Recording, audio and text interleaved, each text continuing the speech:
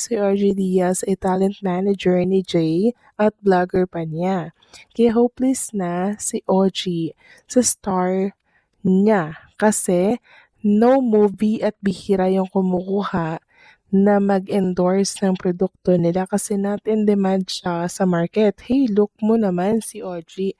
Kaya iniiba niya kinuha na fortune teller na magbigay ng prediction niya. Pero may usapan na sila ni Rudy Baldwin before and mag-vlog siya. So very obvious na talaga si Kimmy ay gusto niya na paghiwalayan sila ni Paolo para gawa ng headline silang dalawa. Tapos gagawa na siya ng way para magkalapit yung alaga niya na ilapit kay Paolo.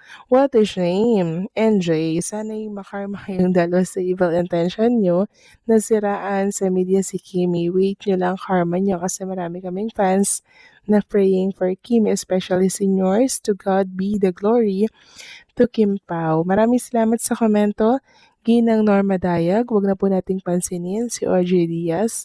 Kahit ano po ang mga paandar nila, kasama po yung manghuhula, deadma na lang tayo dyan, okay? Kasi alam naman natin na hula lamang po yun.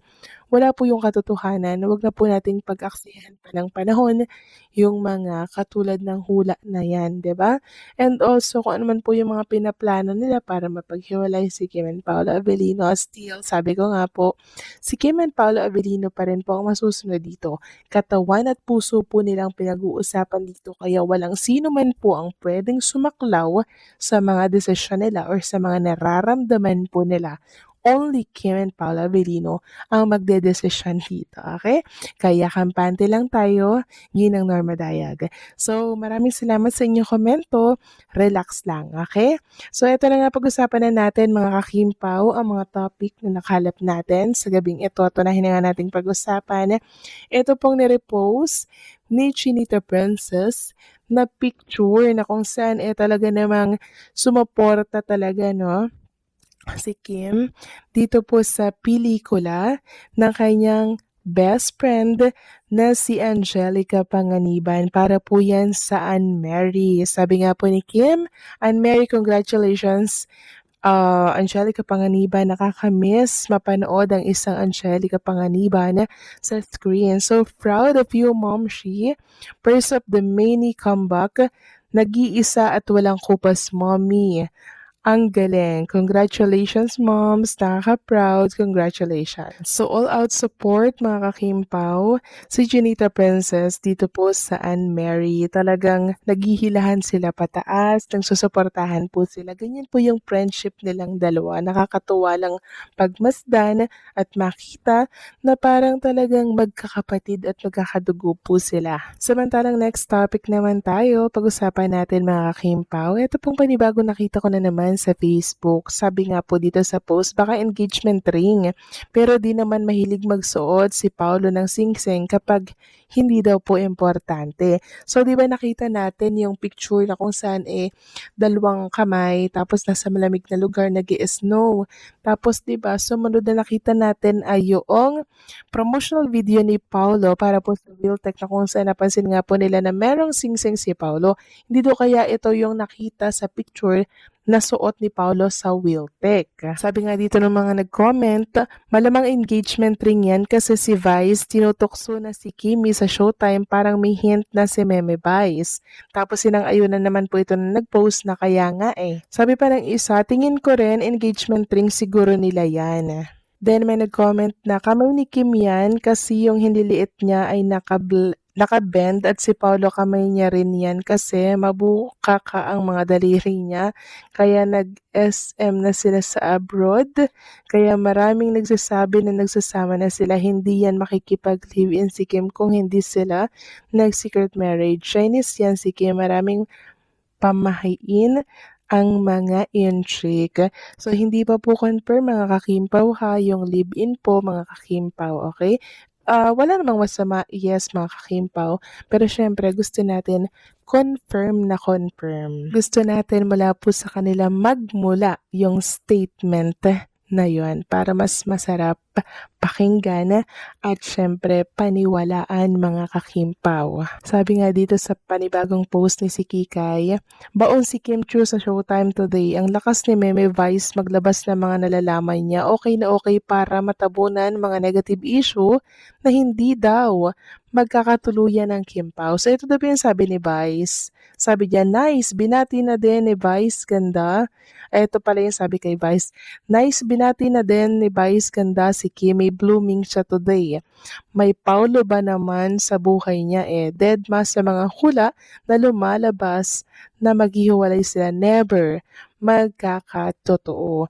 So yes mga kakimpaw, never magkakatotoo at basag na basag po ang hula na yan ni RB, kaya wag niyo na po yang paniwalaan. Okay, dito tayo mag-focus sa mga positive vibes na kung saan inilalabas sa mga kasamahan po ni Chinita Princess dito po sa Ed Showtime. So sana naging masaya po mga Kimpo fans sa dalawang topic natin na kung saan talaga namang nakakakilig. Mainit pa rin talaga ang usapin tungkol sa singsing na nakita kay Paolo Avellino at hindi na nakakapagtataka kung bakit lalo itong pinapalalim ng mga Kim Pao fans. Sa mata ng maraming tagahanga, ang simpleng singsing ay nagiging simbolo ng mas malalim na relasyon. Kaya ngayon, may mga hula na kasal na raw sina Paolo at Kim Chi. Kung susuriin, natural lang ang ganitong reaksyon ng fans. Matagal na kasing napapansin ang pagiging malapit ni Kim at Paolo, mula sa mga kilos, tinginan, suporta sa isa't isa, hanggang sa mga coincidences na lalong nagpapakilig. Kaya nang lumabas ang issue ng singsing, para sa marami, parang ito na ang kulminasyon ng lahat ng haka-haka. Sa mundo ng fandom, minsan sapat na ang isang maliit na detalye para maging malaking kwento. Pero mahalagang balansehin ang emosyon at realidad. Wala pang opisyal na pahayag mula kina Kim Chiu at Paolo Avellino na sila ay kasal na. Ang singsing ay maaaring may maraming kahulugan, personal accessory, regalo, role-related o simpleng style choice lang. Hanggat walang kumpirmasyon, mananatili itong haka-haka, gaano man ito kakilig o ka-viral. Maganda ring tignan ang mas positibong side nito. Ipinapakita lang na malakas ang suporta at pagmamahal ng fans sa Kim Pao. Ibig sabihin, naninimala sila sa chemistry at sa posibilidad ng isang seryosong relasyon. Ngunit bilang tunay na tagahanga, mahalaga ring igalang ang privacy at timing ng dalawang artista. Kung may balita man silang gustong ibahagi, sila mismo ang gagawa noon, sa tamang panahon. Sa ngayon, ang singsing ay mananatiling isang misteryong detalye na patuloy magpapakilig, magpapaasa at magpapaingay sa fandom. Totoo man o hindi ang hula ng kasal, isang bagay ang malinaw. Malaki ang epekto ng Kim Pao sa puso ng kanilang mga fans at anumang maliit na galaw nila ay siguradong magiging usap-usapan. Sa balitang patuloy na pinag-uusapan ang singsing ni Paolo Avellino at hinuhulaan ng Kim Pao fans na kasal na raw sila ni Kim Chiu, masasabi kong halo-halong emosyon ang pinanggagalingan nito, kilig, excitement at matinding pag-asa ng fans. Una sa lahat, malinaw na nagmumula ito sa matibay na suporta at pagmamahal ng mga tagahanga. Sa bawat galaw ni Kim at Paolo, ramdam ng fans ang closeness at chemistry. Kaya't kahit isang simpleng detalye gaya ng singsing ay nagiging malakas na simbolo ng commitment para sa kanila. Ibig sabihin nito, naniniwala ang fans na hindi ito lang basta on-screen o issue lang, kundi posibleng totoong relasyon na may lalim. Pero bilang tagamasid, mahalagang maging maingat at patas. Hanggat walang malinaw at opisyal na pahayag mula kina Kim Chiu at Paolo Avellino, mananatiling espekulasyon lang ang lahat. Hindi lahat ng nakikitang singsing ay nangangahulugang kasal, maraming posibleng dahilan, at karapatan din nilang panatilihing pribado ang ilang bahagi ng kanilang buhay. Sa mas malalim na punto, ang balitang ito ay nagpapakita kung gaano kalakas ang impluensya ng fandom culture ngayon. Isang maliit na detalye lang, pwede nang lumaki at maging viral. Hindi ito masama basta't hindi nauuwi sa maling impormasyon o pressure sa mga artista. Sa kabuuan, masasabi kong nakakakilig ang balita pero mas mainam pa ring hintayin ang katotohanan. Kung totoo man, darating din ang tamang oras para ipahayag nila ito. At kung hindi man, mahalaga pa rin ang respeto at suporta ng fans dahil doon talaga nasusukat ang tunay na pagmamahal. Sa patuloy na pinag-uusapan ng singsing ni Paolo Avellino at sa hula ng Kim Pao fans na kasal na raw sila ni Kim Chiu, malinaw na hindi lang ito simpleng chismis. Ito ay refleksyon ng matinding attachment ng fans sa tambalan at sa posibilidad na ang on-screen chemistry ay nauwi na sa totoong buhay.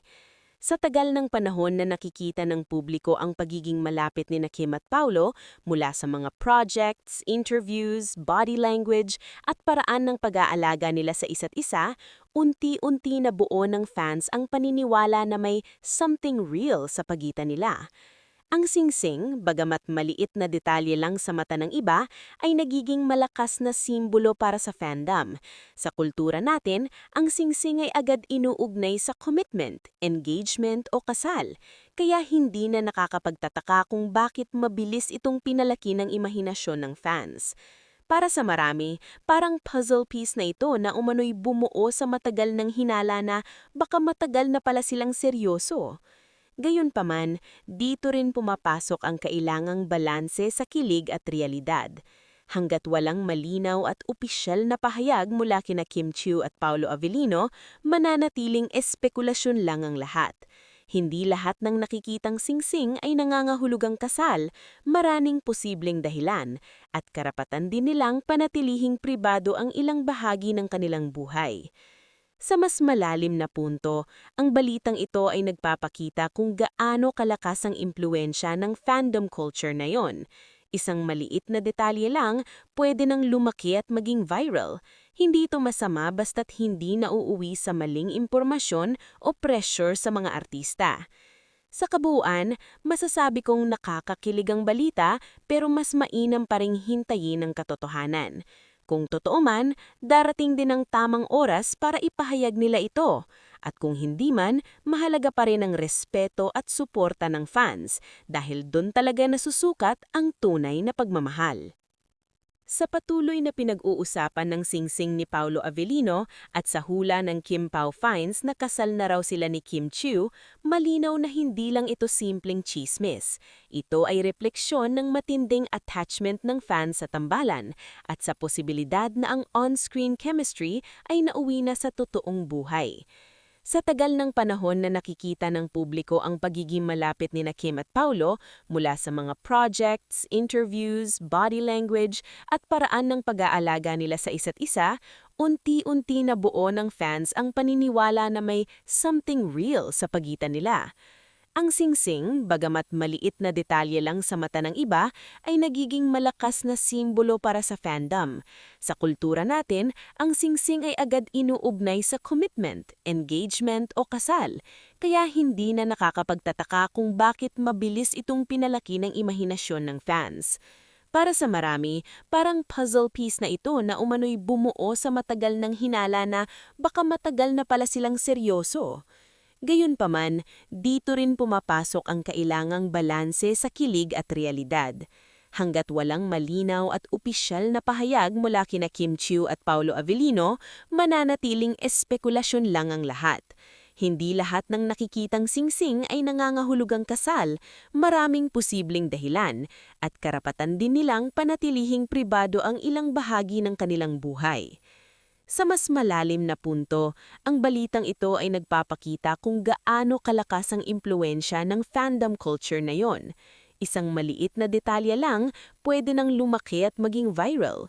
Hindi ito masama basta't hindi nauuwi sa maling impormasyon o pressure sa mga artista. Sa kabuuan, masasabi kong nakakakilig ang balita pero mas mainam pa ring hintayin ang katotohanan. Kung totoo man, darating din ang tamang oras para ipahayag nila ito.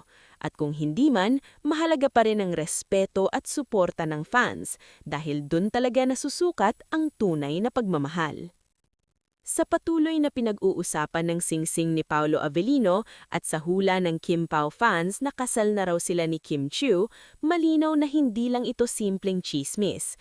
Ito ay refleksyon ng matinding attachment ng fans sa tambalan at sa posibilidad na ang on-screen chemistry ay nauwi na sa totoong buhay. Sa tagal ng panahon na nakikita ng publiko ang pagiging malapit ni Kim at Paulo mula sa mga projects, interviews, body language at paraan ng pag-aalaga nila sa isa't isa, unti-unti na buo ng fans ang paniniwala na may something real sa pagitan nila. Ang singsing, bagamat maliit na detalye lang sa mata ng iba, ay nagiging malakas na simbolo para sa fandom. Sa kultura natin, ang singsing ay agad inuugnay sa commitment, engagement o kasal.